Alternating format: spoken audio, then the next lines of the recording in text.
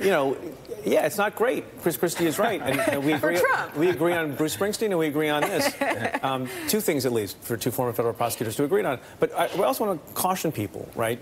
And maybe not everyone will love hearing this. Again, lots of people don't like the president, think he should not be president, and they want to be delivered from him. And I get that, and I may be one of them also.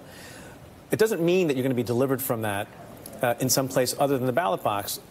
It doesn't mean you're going to be delivered from that by Bob Mueller, as good as he is, because his job was not to get the president. The Southern District's job, the place that I used to lead, is not to get the president. Maybe they'll find evidence of a crime. Maybe they'll think they have some, something to say in a courtroom, whether it's about the hush money payments or something else, or the Trump Organization.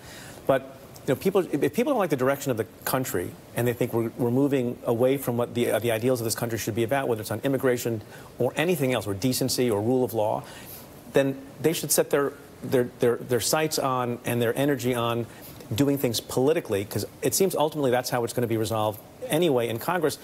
What I can say about the people in the Southern District, who I led for a long time and who I write about at great length in the book, all these people whose names you don't know and faces you're not familiar with, they're strong, they're aggressive, they're fair-minded, and if they find things that they think are wrong and cross the line into criminality, they will say so, and they will bring the cases, putting the president himself aside because of that policy.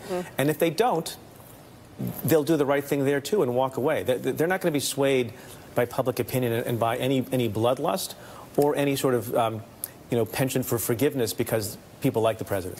As a lifelong Republican, I never thought I'd utter these words, but let me just defend the sentiment of the resistance a little bit. I don't think there's an expectation that federal prosecutors will deliver us from Trump. I think there's a hope that no one's above the rule of law. And